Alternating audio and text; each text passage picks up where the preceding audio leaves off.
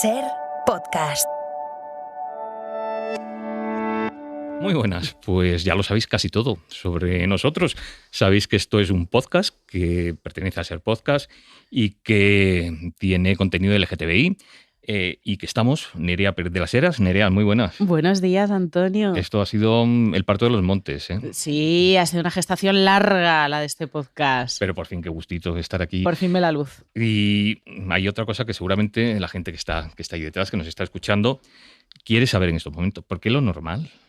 Lo normal, porque alrededor de lo normal se articula todo. Esto viene de uno de los lemas, de mis lemas favoritos de la carroza 100 lesbianas visibles, que es la única autogestionada que todavía queda del orgullo mainstream de Madrid, que dice: normal es un programa de mi lavadora. Es quizá el lema al que le tengo más cariño, porque alrededor del concepto de lo normal pues se sitúa todo lo que nos preocupa y todo aquello de lo que vamos a hablar en este podcast. Lo que es normal y lo que queda en los márgenes lo han decidido unos pocos porque podían y les beneficiaban. Dentro de los márgenes de esa normalidad, que eran bien estrechos y rígidos, pues estaba lo que era moralmente aceptable, rentable, histórico, digno, respetable, importante. Por supuesto, no estamos hablando aquí ni de lo que es bueno ni de lo que es malo. En absoluto. Lo normal no es ni de lejos lo bueno, solo lo acostumbrado. Eso ya lo sabemos y lo hemos aprendido gracias al feminismo, al antirracismo, al pensamiento poscolonial y a los movimientos en defensa de los derechos LGTBI, que es lo que, querido compañero Antonio, aquí nos ocupa.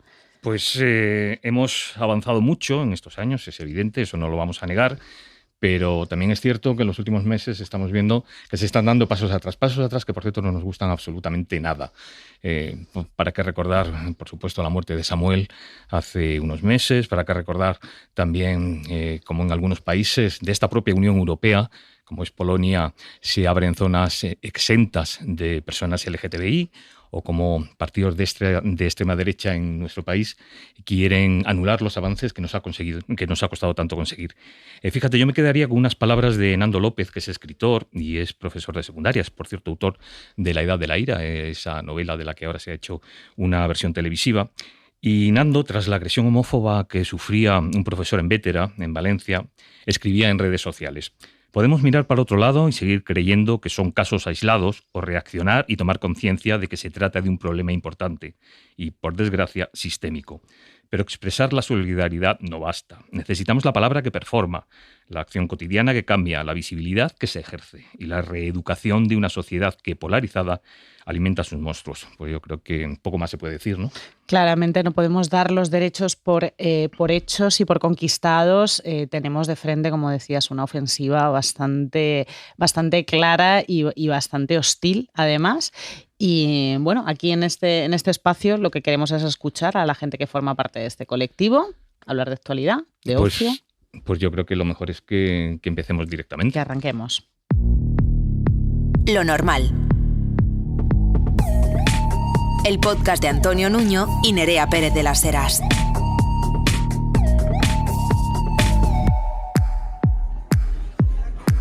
Nos hemos ido hasta el madrileño barrio de Lavapiés, a la calle del Amparo.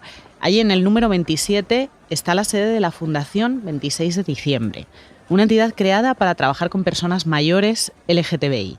Entre sus objetivos están la atención psicosocial especializada y profesionalizada, la inserción de recursos de salud, inclusión e inserción social y la atención residencial. Hemos conocido las historias de algunas de las personas que utilizan los servicios de la Fundación y hemos querido contarlas. Hablamos con Eric y con Luis, a los que enseguida vamos a escuchar, que son compañeros en uno de los pisos de los que dispone la Fundación. Pero sobre todo hemos conocido una realidad que nada tiene que ver con el estereotipo que tenemos de cómo es la vida de las personas LGTBI. Alto nivel adquisitivo, gran capacidad de consumo, una gran red de relaciones sociales, etc.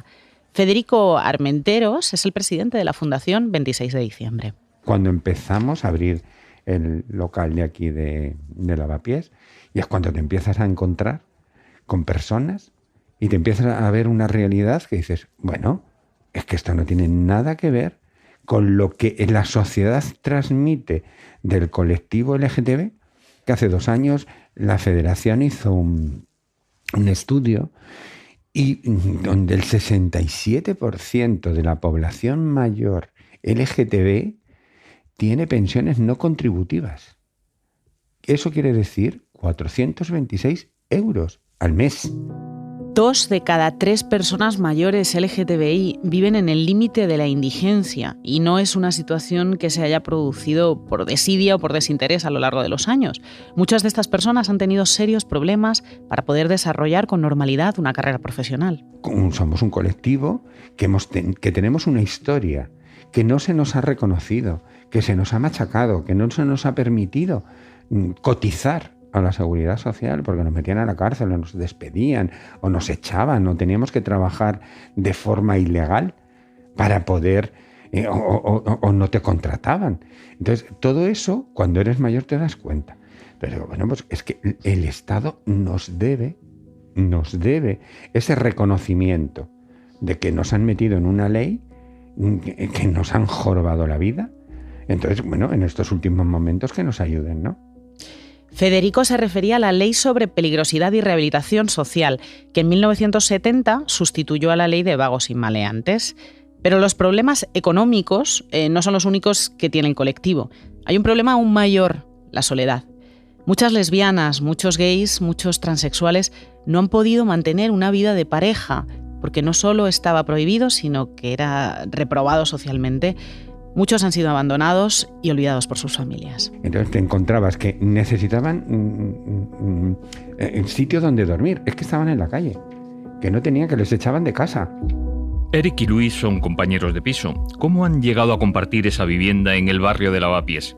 Empecemos por el principio. Eric tiene 88 años. Hijo de madre italiana y padre escocés, nació en Milán, en plena dictadura de Mussolini. Su padre tenía un alto cargo en un banco y la suya podía considerarse una típica familia burguesa. Por sus orígenes y por la profesión de su padre, tuvo una infancia muy viajera. Muy pronto, el niño Eric se dio cuenta de que a él no le gustaban las niñas. Cuando eres, a lo mejor con 10, 11 años, evidentemente no tienes fijado la sexualidad en un punto concreto. Pero ya yo notaba que yo estaba muy a gusto con los niños de mi colegio, los guapitos, y me gustaba estar cerca de ellos y todo eso. Mi padre murió cuando yo tenía 14 años. Y mi madre, yo nunca le dije nada en concreto. Y una vez que estaba en Londres con nosotros, que yo tenía un amigo, lo que pasa que en fin nunca llegó nada, pero vamos, un chico me gustaba mucho. Bueno, voy y dice, Eric, ¿ah? Dice, ¿de dónde vienes? De ver un amigo. Es que nunca te veo con chicas. Digo, no, mamá, a mí me gustan los chicos. Y se lo dije, yo tendría como 18 años, ¿sí? Y mi madre, oh, eres un monstruo, qué horror, que no sé qué, que no sé cuánto. Luis nació en Madrid hace 72 años, en el seno de una familia de abogados y jueces. Recuerda con desagrado su infancia en la capital y añora los eternos veranos en Galicia, de donde procedía su madre. Otra cosa es cómo salir al armario, eso es distinto. Pero cuando me di cuenta de la homosexual, para mí, desde los 13 años, ya desde antes lo notaba, porque yo miraba más a los hombres que a las mujeres, obviamente yo me di cuenta desde ese momento. Pero el acto primero homosexual fue ese. Otra cosa es que luego hubiera un paréntesis muy largo, que incluso tuvo una novia para aparentar que no lo era, eso las cosas como son. Yo cuando me di cuenta, para mí fue una tragedia, porque yo me di asco a mí mismo por encontrarme homosexual, porque sabía que el ambiente no era lo apropiado. Y entonces me tuve que callar, me tuve que hacer una vida secreta, que la vida secreta, pues hasta la muerte de Franco duró. Hombre, mi madre, yo cuando le dije a mi madre que era homosexual, o que era gay o que era maricón, como se quiera decir, que a mí me da igual, mi madre me dijo que ya lo sabía, porque yo creo que las madres lo saben siempre. Yo a mi madre se lo dije, pues yo creo que tenía 20 algo años. Ella se dijo que no le sorprendía nada, que lo supo de siempre. Yo lo que a mi madre le apenó fue cuando le pensé que era portador del VIH. Porque yo soy portador de VIH, que eso explica parte de la tragedia de mi vida, desde el año 86. Me hice pruebas en el 85 y los resultados en el 86. Y yo, claro, yo en el año 85 no estaba identificado como tal, pero en el 86 sí. Y por eso para mí fue un trauma terrible, y para mi madre también. Mi madre, es que yo estuve llorando sin parar cerca de varios meses, Además era un estigma, tú no podías contar a casi nadie eso que te estaba pasando. Y estuve 10 años, que no se lo perdono a nadie, sin saber si me iba a morir el mismo día, al día siguiente, el mes siguiente o el año siguiente. En 1986 había menos de 100 personas diagnosticadas en España con VIH. El doctor Bouza, que estoy muy agradecido a él, el doctor Bouza del Gregorio de Marañón, que fue el que me trató al principio, me dice, tú, Luis, no te vas a morir de esto. Digo, y Emilio, ¿qué más me da que no me vaya a morir de esto? Dice, no, es que ya te garantizo. Pero y le digo, Emilio, ¿de qué me sirve? Si he perdido todo. Yo perdí amigos en el VIH y derivados de drogas y otras cosas. Amigos, amantes, de todo. Yo perdí la vida, el trabajo que tenía, que era muy bueno. Todo, yo lo perdí absolutamente todo. Y me dijeron 10 años después, cuando yo iba a... ¿Y quién buscaba trabajo con 49 años que tenía yo entonces? ¿De qué me servía seguir viviendo? Una mierda. Eric y Luis han tenido vidas completamente diferentes. El italiano conoció muy pronto a quien sería su compañero para casi toda la vida. A Luis, por distintas razones, las parejas no le han durado demasiado.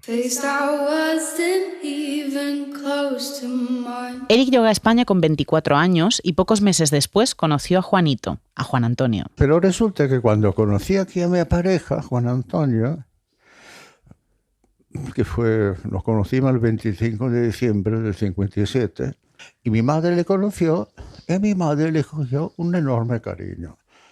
Mi madre era una mujer muy difícil, muy crítica, conmigo, con sus amigas, pero a Giovannino, porque Juan Antonio para ella era Giovannino, y un día le dijo, mira Giovannino, tú eres muy amigo de Eric, pero Eric, ten cuidado porque Eric...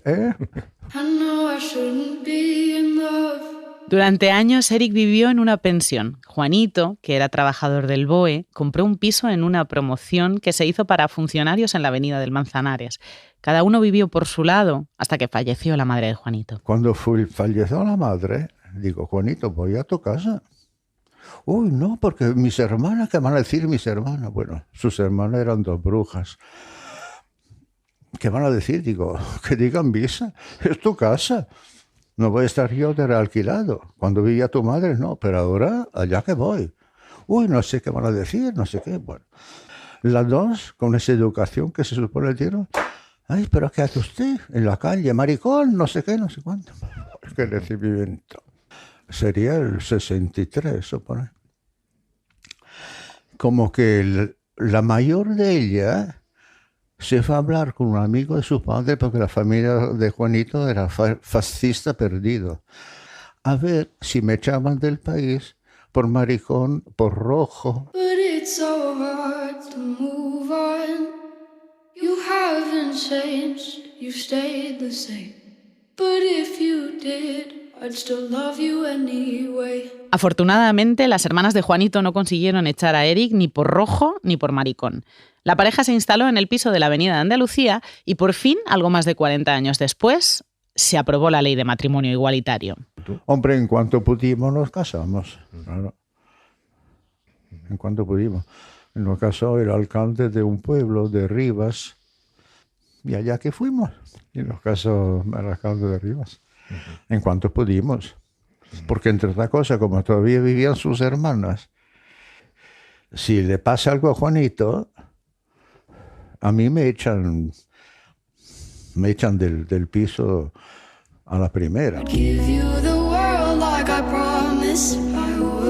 Como bien decía Luis, el VIH ha condicionado por completo su vida desde que tenía 36 años. La familia, el trabajo y, por supuesto, el amor. Yo es que he tenido en mi vida demasiadas parejas y dos de ellas murieron por VIH. La primera era un diseñador de moda catalán que estaba afincado en Madrid, que nos conocimos en el año 83. Reconozco que después de la separación de él me traumó y empecé a hacer tonterías. No sabía que estaba VIH, pero empecé a hacer tonterías y ahí me contagié, sin duda alguna. Y además, la segunda pareja, nos fuimos a hacer la prueba juntos en el año 85, y resulta que éramos los 2 positivos. Y él es que además no nos contagiamos entre nosotros porque él acababa de venir de Inglaterra, ya estaba 20 años, vivió en Inglaterra, era guía turístico. Y era mi segunda pareja, llamémoslo así, ¿no? No nos contagiamos el uno al otro, porque yo no busco culpables en el contagio. En la época nuestra no había ni preservativos, la gente no usaba. El póntelo, pónselo, llegó después. Y esa segunda persona que estuve con él, con eso estuve algo más, fue una vida invivible. Nos hicimos el polvo los dos, porque fue muy terrible, porque fueron los años terribles míos. Y luego ya hay un salto enorme. En 2006, vía internet, conocí a un chico 20 años más joven que yo. Era un chico de Londres, pero de familia escocesa. Pero de Londres, muy violento y muy guapo. Era un hombre muy atractivo. Y le conocí vía internet en un portal que ya no existe. Y entonces, bueno, hubo digamos como un enamoramiento sincero de los dos, al parecer hubo eso. Y bueno, pues esa ha sido mi última pareja. Las razones para que Eric y Luis quedaran en situación de desamparo cuando eran ya mayores son de muy distinta índole, pero tienen un elemento común, la enfermedad. Eric y Juanito eran ya mayores. No muchos años después, algo empezó a fallar en la cabeza de Juanito. Es que resulta que cuando vive con una persona, Juanito empezó con ciertos despistes, pero no le daba importancia porque cada uno se puede olvidar una llave por allí, en fin. Pero ya notaba ciertos fallos que digo, uy. Por ejemplo, un día que íbamos todos los años a San Sebastián, en junio, nos gustaba mucho. Bueno, fuimos a un bar, yo fui al servicio y él pidió unos tigres, esos mejillones rellenos. Vuelvo al servicio, ¿qué tal? Digo, están durísimos. Digo, ¿y eso? Y que se estaba comiendo las cáscaras. Digo, pero Juanito, pero si que fuera la primera vez que tomamos unos tigres. Ah, ya decía yo que estaban durísimos. Digo, y cada vez fue a más. Así que ya, en el piso vine al Manzanares, de repente, yo no soy muy de ver la tele, pero bueno, había un programa y Juanito, digo, estaba mirando así por la ventana, digo, Juanito, ¿que no te interesa eso? No me extraña que se hayan ido. Qué aburrimiento. Y se creía que estamos en un cine y que los espectadores se habían ido. Y cada vez peor, cada vez peor, cada vez peor. Eric trabajó durante toda su vida en España como profesor de inglés. Sin embargo, solo cotizó 7 años. Por eso, cuando le llegó la edad de la jubilación, solo pudo acceder a una pensión no contributiva. Pensión que perdió cuando se casó con Juanito. Pero resulta que la residencia de Juanito era mucho más que su pensión. Y yo no tenía ingreso. Entonces lo único era vender el piso de Avenida Manzanares.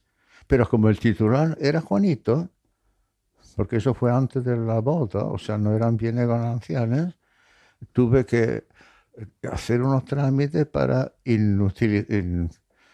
¿cómo se dice jurídicamente? Incapacitarle. Entonces pude vender el piso. Entonces este amigo mío, Juan Antonio Cuerpo de Riva, me buscó una residencia, de momento. Y me fui a una residencia, pero una residencia que eran 2.000 euros al mes. 2.000 euros al mes. Me estuve 3 años y medio y se me acabó la venta del piso. Por la cabeza de Eric pasó absolutamente de todo, incluso la posibilidad de quitarse de en medio. Solo, y con unos ingresos escasos, recordó un programa de televisión en el que hablaban de una fundación que ayudaba a personas mayores LGTBI. Se puso en contacto con ellos y a finales de 2020, Eric se trasladaba a vivir a un piso que compartiría con José y con Luis, el otro protagonista de nuestra historia. Luis ha trabajado hasta hace unos meses como profesor de oposiciones de justicia. Cuando llegó la pandemia consideró que era el momento de jubilarse. Casi toda su vida la ha pasado junto a su madre, a la que cuidó hasta su muerte hace menos de 2 años. Fue duro porque murió mi madre el 9 de septiembre y el 1 de diciembre tengo que abandonar mi casa de toda la vida y deshacerme de mis cosas, deshacerme de 8.000 libros de mi biblioteca y deshacerme de mis discos. Tuve una casa de toda la vida porque el propietario, que era un hermano mío, decidió que yo tenía que abandonar. Era un hermano que es el que pudo comprar con familiares de la mujer de él. Y entonces el 1 de diciembre tuvo que abandonar mi casa, sin más explicaciones que había que... Eso sí. De la noche a la mañana, Luis se encontraba prácticamente en la calle. Gracias al hijo de ella, mi cuñada, conocí a la fundación. Y conocí a Federico y a Beatriz. Fueron, pues un día de noviembre, fueron a verme a casa. Les conté todos mis sucesos, toda mi vida un poco. Tampoco les conté todo el rollo, pero bueno, más o menos toda mi vida. Y me dijeron que no iba a preocuparme porque ellos me iban a coger. Es así como Luis terminó compartiendo piso en el barrio de Lavapiés junto a Eric y a José. La convivencia no ha resultado precisamente fácil. Es difícil. A ver, nos llevamos bien ahora, pero tú sabes lo que es colocar a una persona que la acabáis de conocer de 88 años, ítalo-británica, bueno, no voy a decir ni bien ni mal nada, de una tradición cultural y una edad tan distinta a la mía, colocarnos a ella y a mí. Tenemos cosas en común, sí, la cultura en común, pero hay muchas cosas que no. Entonces hay cosas que no aguanto de él y él supongo que habrá cosas que no aguanta de mí. Y luego hay otro chico que es más de mi edad, hay más que ver entre nosotros, aunque bueno, estación social distinta, pero eso no pasa nada, porque la estación social luego no cuenta la verdad de las personas, no la estación social, sino cómo son. Es que colocar a 3 personas de repente en un piso a convivir es complicado. La vida social de Luis ha cambiado desde la llegada al piso. La fundación me ofreció hacer teatro por una serie de circunstancias y bueno, yo estoy encantado, me lo pasé muy bien. Tengo unos compañeros de teatro maravillosos, todos ellos, y además lateralmente a esos compañeros de teatro he conocido los adyacentes que le llaman al teatro, que ahora tengo muy buena química con ellos. O sea, no es que tenga amigos, porque yo no puedo decir que esa gente nueva sean amigos, pero sí, tengo mucha esperanza de tener amistad con ellos y me encanta relacionarme con ellos porque son gente maravillosa que me ha acogido con una naturalidad, con los viejos cacarrabias que soy yo para algunas cosas. La Fundación 26 de diciembre tiene en proyecto una residencia para mayores LGTBI en el madrileño barrio de Villaverde. Si todo va bien, estará en funcionamiento el próximo verano. Llevará el nombre de José Temasa, una de las primeras personas que fue atendida por la Fundación, a la que le dejó parte de sus bienes en herencia. Federico, el presidente de la Fundación, nos cuenta cuál es el objetivo de esta residencia.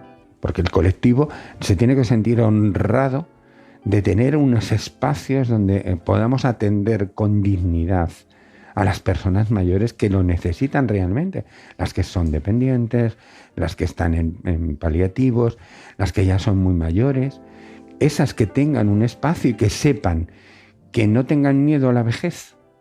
Es un proyecto que va a abrir las esperanzas de decir, me van a cuidar, voy a poder estar en un sitio amigable, en un sitio respetuoso, en un sitio donde no voy a tener que meterme al armario, porque lo estamos viendo. No es que los mayores LGTB no vayan a las residencias, si no tienen más remedio tienen que ir a las residencias, pero se armarizan. Lo normal. Un podcast normal. Volveremos a la Fundación 26 de diciembre cuando esté construida esa residencia José Temasa. Cambiamos ahora de tema. Hace unas semanas el Gobierno aprobaba una orden ministerial por la que se permitía a mujeres sin pareja, lesbianas y personas transexuales con capacidad de gestar acceder a la reproducción asistida en la sanidad pública. Ángela Bernardo, periodista científica de Medicamentalia, que investiga las brechas de acceso a la salud dentro de la Fundación Cibio, nos explica cuál es la importancia de esta orden ministerial. Bueno, pues es una orden importante, es una orden que entró en vigor en noviembre de 2021 y revierte una orden de 2014 que excluía a las mujeres solteras y a las parejas de mujeres de los tratamientos de reproducción asistida en la sanidad pública. Es importante decir también que es una orden que incluye por primera vez a las personas trans que no tenían derecho de acceso, pero esta orden ministerial establece unos mínimos a nivel de toda España.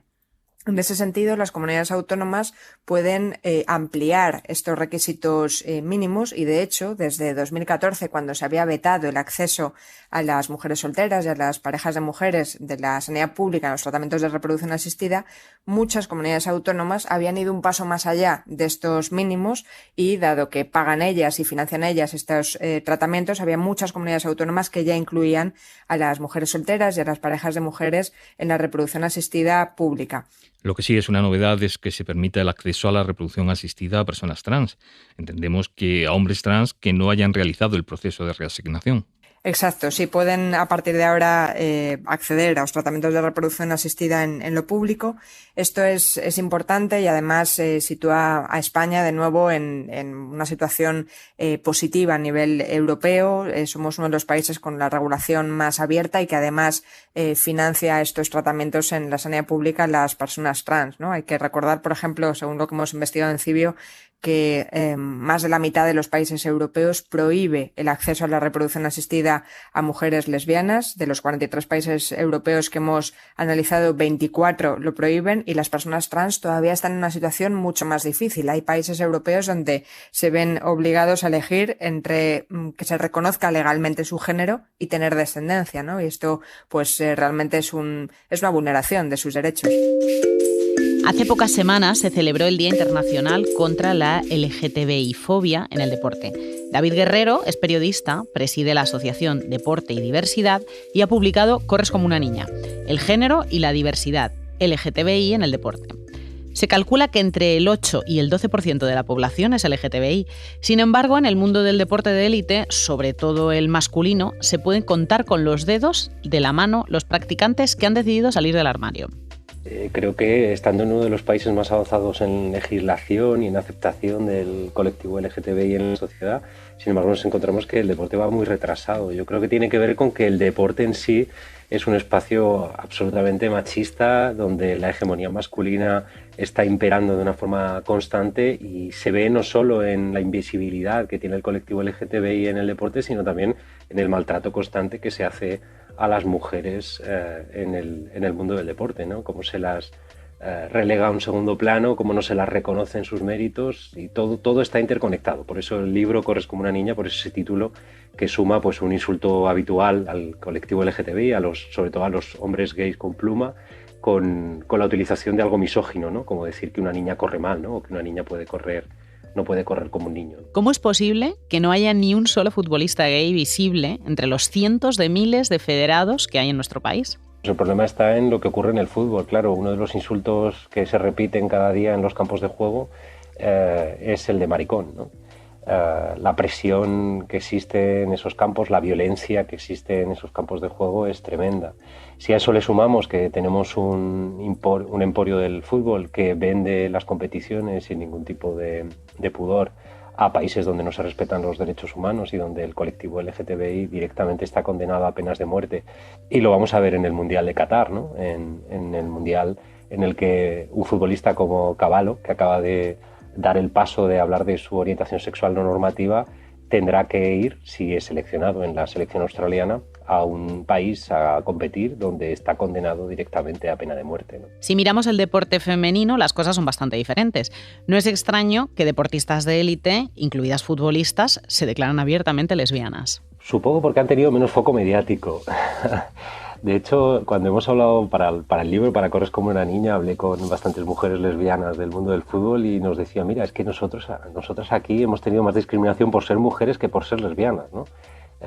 Hemos notado más la presión o la falta de oportunidades, la equiparación de salarios, que el tema de ser lesbianas, que al final lo de ser lesbianas es algo bastante natural. De hecho, algunas se sorprenden de que al publicar en sus redes sociales un beso con su chica haya habido repercusión o haya habido algún foco puesto en ellas, ¿no? En el mundo del periodismo debemos hacer autocrítica porque tenemos buena parte de la responsabilidad de la falta de visibilidad, ya no solo del deporte LGTBI, sino sobre todo del deporte femenino. En el libro dedico un capítulo completo a hablar de cómo los medios de comunicación están haciendo muchísimo daño, no solo al colectivo LGTBI, también a las mujeres en el deporte. Es que, fíjate, hace hace 3 días, ¿no?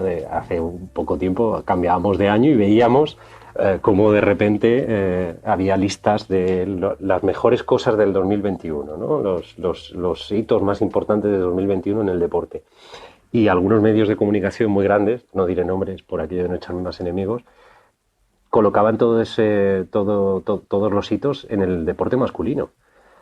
Cuando ha sido un 2021 que hemos tenido pues, a la mejor jugadora del fútbol del mundo española, a la mejor jugadora de tenis del mundo española, y no aparecían en esos rankings, ¿no? Y eso llama mucho la atención. Creo que tenemos que hacer una autocrítica en el mundo de los medios de comunicación. En los últimos meses, en relación con la elaboración de la ley trans y con la celebración de diversas competiciones deportivas, ha surgido la polémica sobre la participación de las mujeres trans en el deporte femenino, sobre todo en el deporte de alta competición. Creo que hay que explicar muchas cosas, no podemos explicarlo en 5 minutos, cuál es la realidad de las mujeres trans en el deporte, pero yo siempre hago el mismo planteamiento rápido, ¿no? Que es, se habla de ventaja competitiva en las mujeres trans, habría que ver caso por caso cómo son esas mujeres, qué genética heredada tienen, si han hecho la transición o no antes o después de la pubertad, cuánto tiempo llevan haciendo la transición, cuánto han reducido sus niveles de testosterona, cuánto han reducido sus músculos. Todo esto habría que analizarlo, pero por encima de todo, eso da igual. Quiero decir, porque nadie mide cuál es la sobrerepresentación de personas zurdas en el mundo del tenis o del esgrima, donde están copando los rankings de una forma absoluta. Y a nadie se le ocurre decir, tienen ventaja competitiva, fuera estas personas, ¿no? Esto ocurre con todos los grandes deportistas. Los grandes nombres del deporte son extraordinarios, tienen unas habilidades extraordinarias. Recordad el libro, se llama Corres como una niña, el género y la diversidad del LGTBI en el deporte. Su autor es David Guerrero y está publicado por la editorial Dos Bigotes.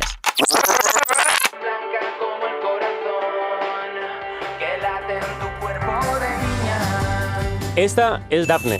Ella misma se puso el nombre como una de las chicas de Scooby-Doo. En vez de elegir a Velma, la inteligente, autosuficiente y resolutiva chica de gafas, eligió el nombre de la otra, el de la guapa, a la que secuestran todo el rato. Vamos, que siempre quiso ser una damisela en apuros. Ahí la vemos acabando de hacer pipí.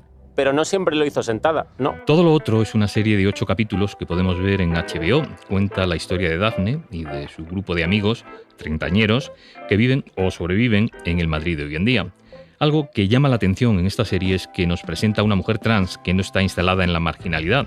Abril Zamora es Daphne, la protagonista, además de la guionista y directora. Piensa que la transexualidad no hace que sea menos o más normal. Lo que pasa es que normalmente en la ficción siempre se muestran como realidades trans muy cercanas al conflicto. Y para mí, que soy una persona trans, me apetecía contar una historia muy normalizada, que es como yo vivo mi propia vida. Quiero decir, hay lamentablemente muchas personas trans que se dedican a la prostitución porque hay un 90% de paro, pero hay otras personas pues que pueden tener otros trabajos y tal. Entonces me apetecía mostrar una realidad donde la transexualidad no fuera el eje central de la historia, sino que fuera un dato más de la protagonista. Yo he intentado plasmar, digamos, que la historia cuenta un poco la historia de mi propia vida en muchos aspectos. Entonces, claro que cuando empiezas la transición es un conflicto para mucha gente, pero en mi entorno no ha sido un gran conflicto en general. Entonces yo quería mostrar esa realidad también, porque creo que la televisión tiene que ser también educacional. Entonces, si de pronto tu hija te dice, oye, soy una niña y tal, si ves referentes en televisión, porque hay mucha educación y la absorbes, también hay gente que está totalmente normalizada y creo que era importante poder reflejar eso. Por tanto, dentro de la serie, lo importante es que es una chica que le va mal en el trabajo, que se enamora de su amigo, que es un poco pizpireta y un poco dramática, y hay un dato más que es trans, pero no es una cosa súper importante dentro de la trama. Es una serie que tiene algo de retrato generacional. Cariño, pero si eres maridramas, que lloras con las noticias y con los vídeos de Facebook del maltrato animal. Como para no llorar con eso. Bueno, tú ahora dices que no, pero en nada explotas con un brote y lo vomitas todo de verdad. ¿Dónde vas a dejar esos currículums? Ay, pues yo qué sé, en cualquier parte, hasta que me salga algo de lo mío. Uy, ¿qué es lo tuyo? Va. ¿Qué es? ¿Qué? Va. Qué pesada. Ay. Pues yo qué sé, pues voy a dejar en sitios de mierda. Oye, ¿y por qué no me dejas uno para que se lo lleve a mi encargada? Porque tu trabajo es demasiado de mierda. O sea, quiero un trabajo basura, pero es que el tuyo es demasiado. Guau, gracias, amor, gracias. Es una extraña sensación que yo tengo, que ya tengo 40, como de una especie de adolescencia tardía que hace que nos regodeemos muchísimo en el drama o que llevamos los conflictos como desde un lugar un poco peculiar, ¿no? Pero aunque a priori la sinopsis puede parecer que presenta un personaje pesimista, siempre hay algo luminoso tanto dentro de ella como en los demás, que es que somos una generación que siempre intentamos cuestionarnos cómo somos e intentamos hacer las cosas lo mejor que podemos, aunque a veces nos haga un poco regulero. Entonces, ese afán como de tirar del carro hacia adelante, aunque a veces sea complicado, es algo como que me apetecía mucho poder contar y poder mostrarlo con estos personajes. Yo no intenté hacerlo como una serie generacional, porque sí que es cierto que los protagonistas más o menos oscilan entre la misma edad, pero ahora que la serie está colgada en HBO Max entera, recibo muchos mensajes de gente mucho más joven que yo o mucho más mayor que se siente identificada con los personajes, porque al fin y al cabo está hablando de cosas como muy universales, ¿sabes? Como el amor, la frustración, la ansiedad. Todo lo otro reivindica la diversidad sexual en un sentido amplio. Hay personajes lesbianas, gays, transexuales, bisexuales. Sí, totalmente, pero no desde un lugar consciente. Quiero decir, como yo hablo de las cosas que conozco y de las cosas de mi entorno es un entorno súper diverso, ¿sabes? Entonces, tengo amigas lesbianas, amigos bisexuales, tengo amigas que son género no binario y me apetecía mucho poder contar eso, pero habla también de la libertad sexual en general, más allá de la diversidad, porque muchas veces, sobre todo como la protagonista, se queda soltera en el primer capítulo y empieza pues a bajarse aplicaciones de citas, habla también un poco de eso, de la velocidad sexual que tenemos en este momento, ¿no? Del hecho de conocer a alguien y poder irte a la cama directamente sin mucho preludio, por decirlo de algún modo. Habla un poquito también de la libertad sexual y de que muchas veces le damos muchísima importancia a cosas que en realidad no lo tienen. Lo normal es una producción de Ser Podcast. Empezábamos nuestro primer episodio con una mirada de denuncia a la situación de nuestros mayores LGTBI y lo vamos a terminar con una mirada de esperanza y festiva al futuro. Jimena Amarillo, artista valenciana veinteañera que canta el amor y el desamor entre chicas en su primer disco, Cómo decirte mi amor, y de la que aquí somos muy fans. Nos cuenta cómo fue su concierto en la Sala Galileo. El concierto del pasado 14 de febrero arrancó, como siempre, con muchas ganas, pero hubo algo que lo hizo especial, Jimena por Amore, así se llamaba el maravilloso evento del que hablo. En todos mis conciertos, y en mi vida en general, vaya, hago alusión a mis lesbianas, una forma graciosa para mí, y digo para mí porque habrá gente que no concebirá ese adjetivo de la manera en la que yo lo hago, aunque me parezca extraño, en fin. Pues ese día, cantando junto a María, Amore, que es bisexual, no lesbiana, cosa por la cual me meto con ella, las sentía todas más cerca que nunca. En el ambiente se sentía tranquilidad, euforia, colectivismo, fue una cosa súper loca. Fueron tantas chicas bailando y gritando de manera bastante directa, porque obviamente en mis letras no me ando con tonterías y son un tanto explícitas. La palabra lesbiana, sin pronunciarla siquiera, que me emocioné muchísimo. Además también subieron Edi Circa y Rexetuno, referentes LGTBI, como las que más. Así que imagínate lo potente que fue esa situación. Se creó un ambiente único de libertad, diversión, fuera de toda connotación polémica que pueda tener la palabra lesbiana. Soy una tía que en su vida lo ha tenido muy fácil, lo que se llama salir del armario y ese tipo de cosas. Y nunca me he dado cuenta de la cantidad de problemas que existen. Me alegra y me apena a partes iguales haberme adentrado en estos problemas cuando empecé a escribir mis propias canciones. Muchas chiquitas ahora me escriben diciéndome que X canción les ha ayudado de alguna manera a sobrellevar eso. Qué loco me parece. Me encantaría vivir para siempre en ese 14 de febrero donde no había más que lesbianas disfrutando de ser lesbianas. Pues yo también querría encontrar en Nerea ese 14 de febrero para quedarme a vivir en él. Qué grande Jimena Amarillo. Es lindísima. Yo estuve en ese concierto y doy fe de que se creó un ambiente de comunidad maravilloso del que yo era casi espectadora externa porque le sacaba 20 años a todas. Pero bueno, hay esperanza, Antonio. Bueno, pues estamos diciendo adiós ya prácticamente y yo creo que vamos a terminar como empezábamos, diciendo que ni un paso atrás. Ni un paso atrás, desde luego, siempre presentes. Dirección y presentación, Antonio Nuño y Nerea Pérez de las Heras. Guión y producción, Tony Quart.